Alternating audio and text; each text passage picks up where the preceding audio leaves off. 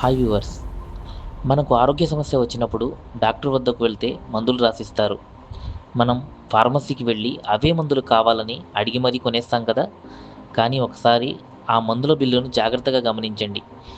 రూ. 1 విలువ చేసే మాత్రను రెండింతల నగదు వెచ్చించి మరీ కొంటున్నాం.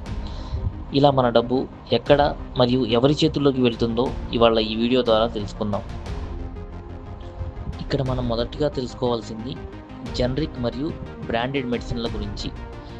జనరిక్ మెడిసిన్ అంటే ఒక మందులో ఉండే కెమికల్ కాంపోజిషన్, డోసేజ్ ఇవన్నీ ఖచ్చితంగా ఒకటే ఉండి బ్రాండ్ పేరు లేకుండా అమ్మే మందు జనరిక్ మందు. బ్రాండెడ్ మెడిసిన్ అంటే అదే మందును ఒక పెద్ద కంపెనీ ఫ్యాన్సీ పేరు పెట్టి మార్కెట్లోకి అమ్మే విధానం.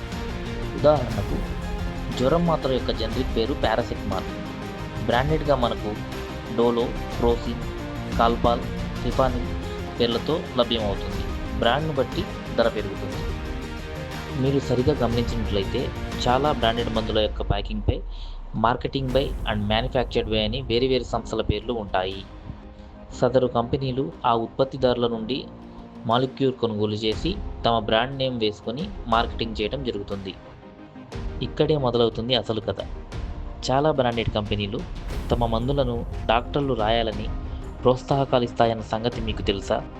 కొన్ని కంపెనీలు tour packages, gifts, conferences, sponsorships లేదా కమిషన్ల రూపంలో అందజేస్తాయి.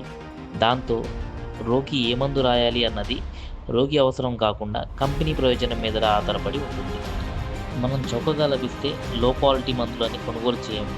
కానీ జనరిక్ అయినా బ్రాండెడ్ అయినా మందు ఏదైనా డ్రగ్ కంట్రోల్ ఆఫ్ ఇండియా ఆమోదంతో క్వాలిటీ కంట్రోల్ పాస్ అయిన తర్వాత మాత్రమే మందు మార్కెట్లోకి వస్తుందని మీరు ఎంతమందికి తెలుసు? మీకు అర్థమయ్యేలా చెప్తాను వినండి.